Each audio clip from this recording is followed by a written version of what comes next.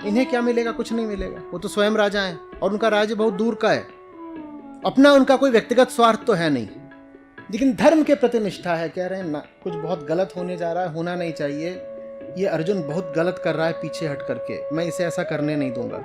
जितने उपाय हो सकते हैं सब आजमाऊंगा। अर्जुन का हठ और कृष्ण की व्याकुलता। यहाँ हम देख रहे हैं एक ऐसे व्यक्ति को जो अधर्म को जीतता हुआ नहीं देख सकता, क्योंकि भगवान इत्यादि बोल करके तो आप फिर उनको बहुत दूर का बना देते हैं। भगवान है तो विशिष्ट हैं, ऊंची ऊंची बातें कर ही रहे होंगे। थोड़ा सा ऐसे देखिए कि एक मनुष्य ही है हमारी आपकी तरह, सीखिएगा।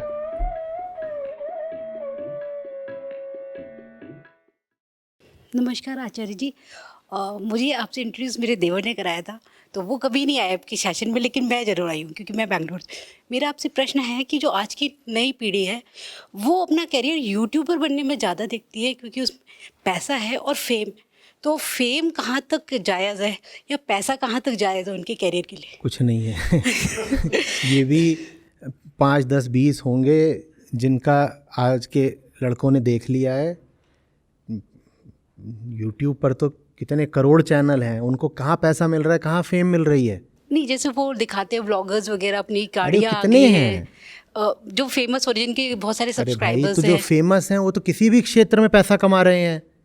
कोई भी क्षेत्र हो, उसमें जो ऊपर के 10-15 लोग होते हैं वो तो पैसा कमाते ही हैं और प्रसिद्धि भी पाते हैं, कोई भी क्षेत्र हो। नहीं, पर उसको देख देख के काफी ऐसे लोग तो हैं किसी और क्षेत्र में क्यों नहीं चले जाते? वहां पे भी शुरू कर दिया है और वो सारा यूट्यूब उसी से भरा पड़ा रहता है। आप किसी भी क्षेत्र में हैं, अगर उसमें शीर्ष पर हैं तो पैसा प्रसिद्धि मिल ही जाएगा। यूट्यूब उससे कुछ भिन्न नहीं है। यहाँ भी पैसा प्रसिद्धि मिल रहा है, लेकिन सिर्फ उनको जो शीर्ष पर बैठे हुए हैं। आप आज एक नया चैनल खोलिए, अपने वीडियो पे 50 व्यूज़ लाना भी मुश्किल हो जाएगा। एक सब्सक्राइबर के लिए लोग हाथ जोड़ रहे होते हैं, लड़के इतने तो कमेंट आते हैं। आचार्य जी बस एक दिन के लिए आप हमें सब्सक्राइब कर लीजिए, बस एक दिन के लिए। नहीं, फिर भी उनका कंटेंट या क्रिएटर जो अपने आप को बोलते हैं, उनका कंटेंट कुछ नहीं होता उस कंटेंट में कुछ नहीं होता। इसीलिए सबको लगता है कि वो जो बकवास है वो तो हम भी बना सकते हैं, तो हम भी यूट्यूबर बन जाएं। हाँ, ये वो वहाँ बैठा हुआ है, वो फूहड़ कॉमेडी कर रहा है, उससे अच्छी तो मैं कर सकता हूँ, मैं ही कर देता हूँ। या वो बैठा हुआ है, वो रोस्टिंग करता है, गाली गलौज देता है, गाली देने में हम पीछे हैं, हम भी दे सकते हैं, हम भी बन जाते हैं। अब नहीं बन पाओगे, वजह है ये सब उस समय बन गए जिस समय भारत में ये यूट्यूब और ट्विटर ये सब नए नए थे। आज हर व्यक्ति वहीं पर है। कोई बता रहा था एक गांव है जहाँ के 30% युवा यूट्यूबर हैं। एक कोई ऐसा गांव है जहाँ पे युवाओं की इतनी आबादी है, उसमें से 30% यूट्यूबर ही हैं। उन्हें क्या प्रसिद्धि मिलेगी, क्या पैसा मिलेगा? पहली बात तो अभी हमने चर्चा ही नहीं करी कि यूट्यूबर होना भला क्या है, ये चीज़ क्या है यूट्यूबर। ठीक है, वो एक अलग मुद्दा है कि वो एक अलग लेवल की वो बेवकूफ़ी है कि हम यूट्यूबर हैं। लेकिन जिस चीज़ की अभी बात हो रही है कि उससे पैसा मिलता है, प्रसिद्धि मिलती है, मैं कह रहा हूँ आपको वो भी नहीं मिलने वाली। आज अगर कोई जवान लड़का कहता है कि मैं नया चैनल बनाऊंगा और ये करूंगा, वो सब सैचुरेट हो चुका है, उसमें अब आपके लिए संभावना नहीं बची है। हाँ, आप कुछ बहुत ही करिश्माई कंटेंट लेकर के आ जाएं तो अलग बात है।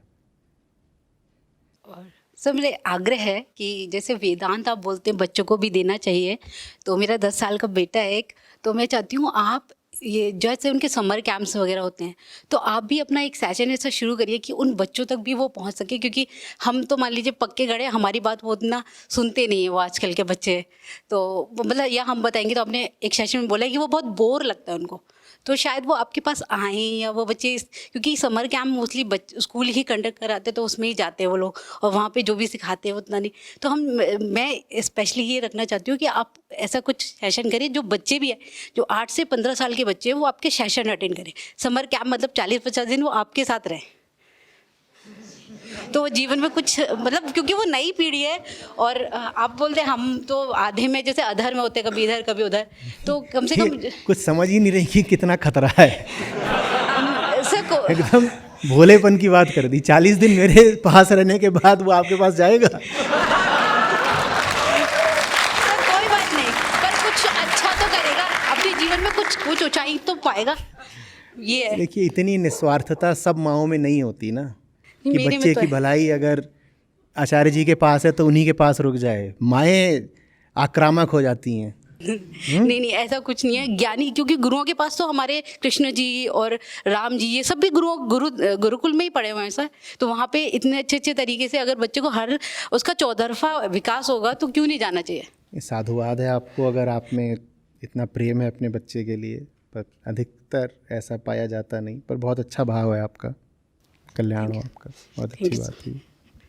मैंने आप लोगों से, वयस्कों से बात करनी शुरू की, उससे 10 साल पहले से मैं बच्चों से बात कर रहा हूँ।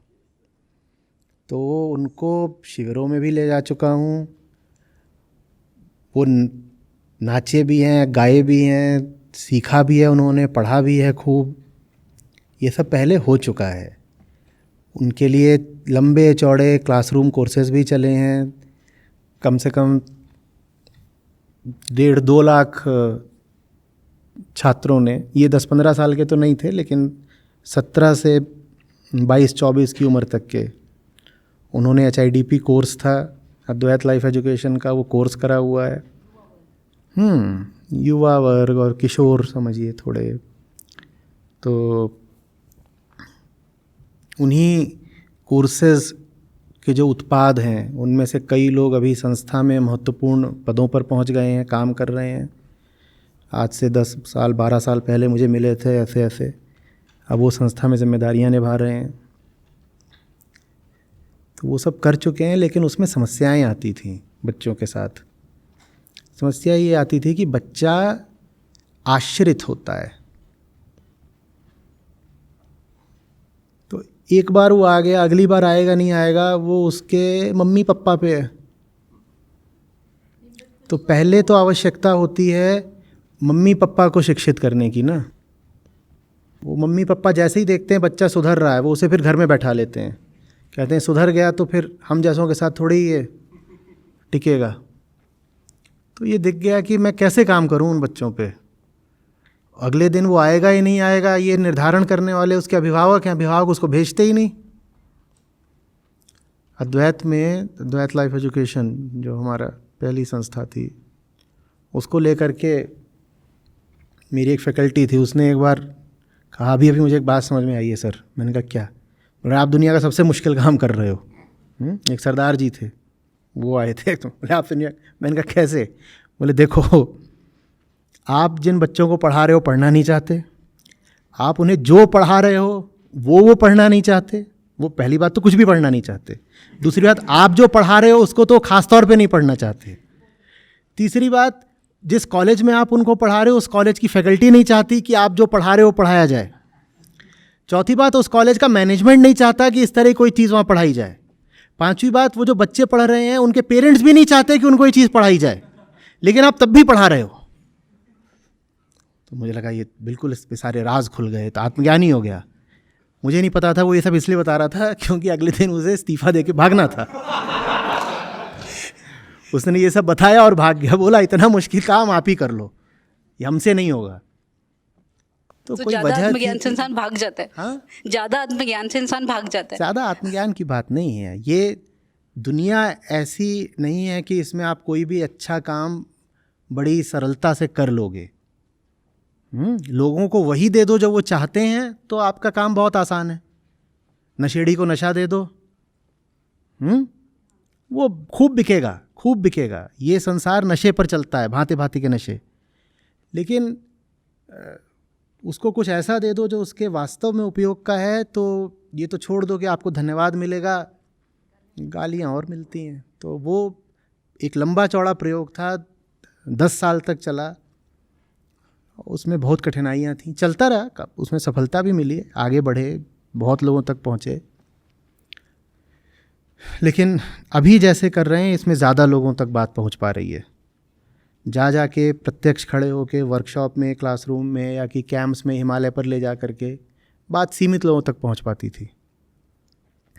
तो बाकी वो कोर्स अभी भी कोई ऐसा नहीं है कि समाप्त हो गया है। अभी पिछले महीने से ही वो पुनः आरंभ हुआ है। और उसको चलना चाहिए, पर वो तभी चल सकता है जब जो स्कूल का मैनेजमेंट है और जो पेरेंट्स हैं उनमें थोड़ी सद्बुद्धि हो, क्योंकि इतनी ऊर्जा अब हमारे पास नहीं है कि जा कर के खुद खड़े होकर के ज़ोर आजमाइश करें। तो उसको करने के लिए जो काम हम बच्चों और किशोरों पे करना चाहते थे, वो काम करने के लिए हमें स्कूलों का और अभिभावकों का बड़ा गहरा सहयोग चाहिए, छोटा मोटा भी नहीं, बहुत। आपने बोला ना पाठ्यक्रम में भी सम्मिलित करना चाहिए वेदांत को, तो सर वो कब तक होगा तो वो तो नहीं पता, लेकिन अगर वो मतलब वो चल के आपके पास ही आ जाए जिनको ज्ञान चाहिए। नहीं, वो जितनी हम 2006 से भी जो एक्टिविटीज़ बनाई थी वो वेदांत पर ही थी, उसमें नाम नहीं वेदांत का लिख रहे थे, वो सब वेदांत ही था। तो वो सब कर चुके हैं, वो सब तैयार है। जिस सिलेबस की बात कर रहा हूँ तैयार करके रखा हुआ है बहुत बहुत सालों से, लेकिन उसको पाठ्यक्रम में लागू करने वाला भी तो कोई होना चाहिए ना। अपने तल पे जो मैं कर सकता हूँ कर रहा हूँ, लेकिन स्कूल में या कॉलेज में या कि CBSE NCERT में वो चलेगा नहीं चलेगा वो तो मेरे हाथ में नहीं है ना। वो तो स्कूल मैनेजमेंट को करना है या सरकार को करना है। अब सरकार आप देखिए आप कैसी चुनते हो, मैं क्या बताऊँ उसमें। वो तो हमारे हाथ में ही है, सबके हाथ में है, क्योंकि आजकल मतलब बैंगलोर में ये बहुत प्रचलित है कि पेरेंट्स अपने बच्चों को किसी न किसी एक्टिविटीज़ में भेजते हैं कि उनका मतलब उनका विकास हो हर तरीके से। तो अगर जैसे स्कूल से कॉन्टेक्ट करके आप लोग वैसे ही रन कर दें या बच्चों को वैसी, उससे ज़्यादा लोगों तक आप पहुँच भी सकेंगे। देखिए, ये विचार आइडिया अपने आप में बहुत अच्छा है इसमें, लेकिन जो व्यवहारिक बाधाएं आती हैं उनको स्कूलों को हटाना पड़ेगा। हम आज भी कर सकते हैं। समस्या क्या आती है, 52 हफ्ते होते हैं साल में।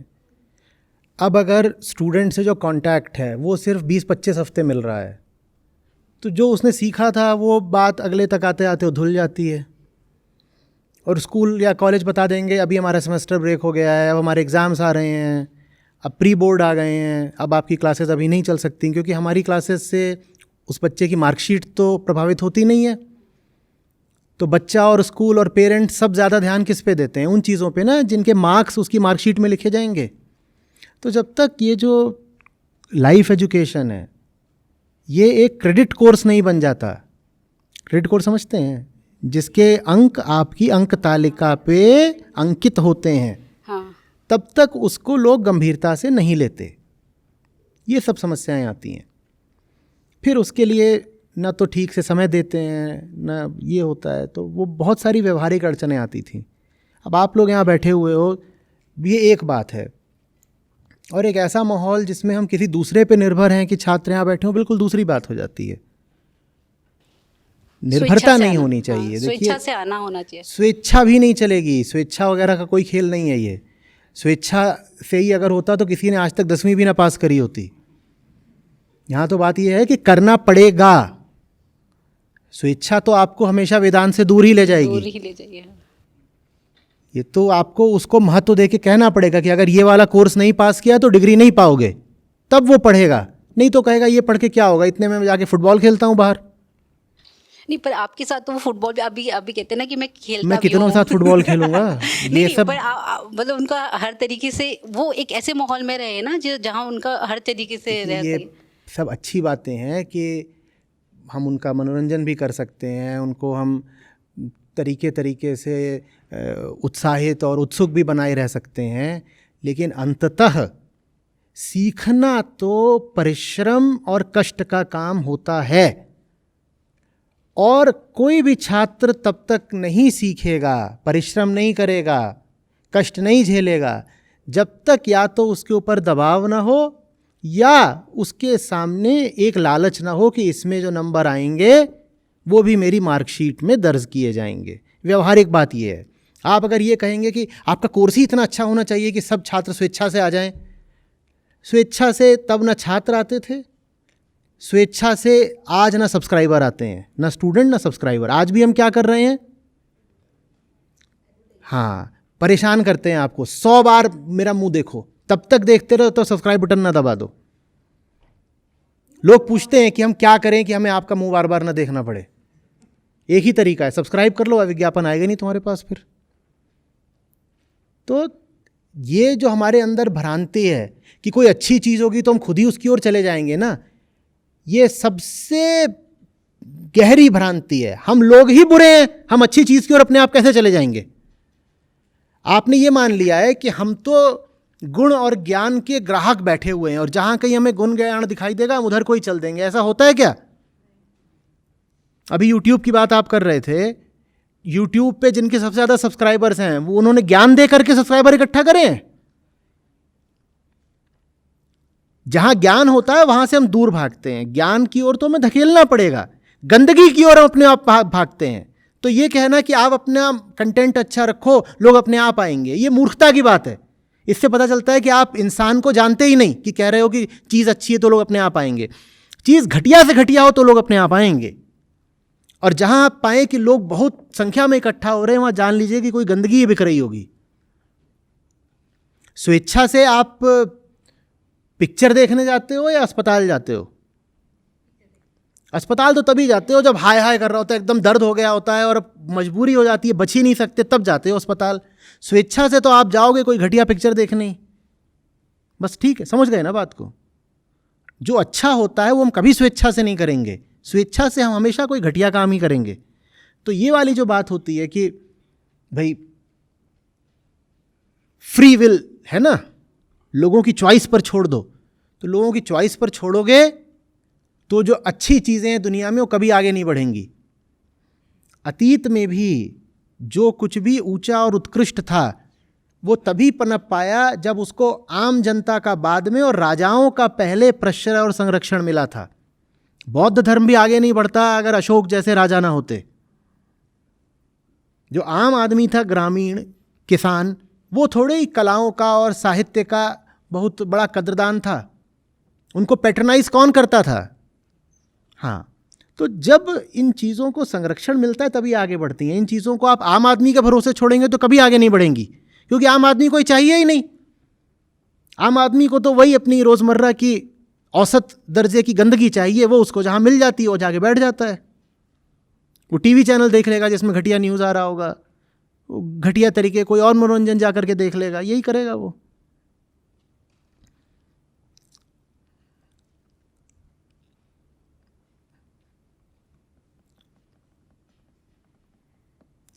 ऊंचाइयों पर हमेशा श्रम लगता है, गिरना आसान होता है। जहां बहुत सारे लोग देखें जान लीजिएगा कि यहां जरूर मामला गिरा हुआ है। ऊंचाइयों पे तो आप पाओगे कि अकेलापन है, सूनापन है, कोई एकाध होगा वहां मिला होगा, श्रम करके चढ़ा होगा।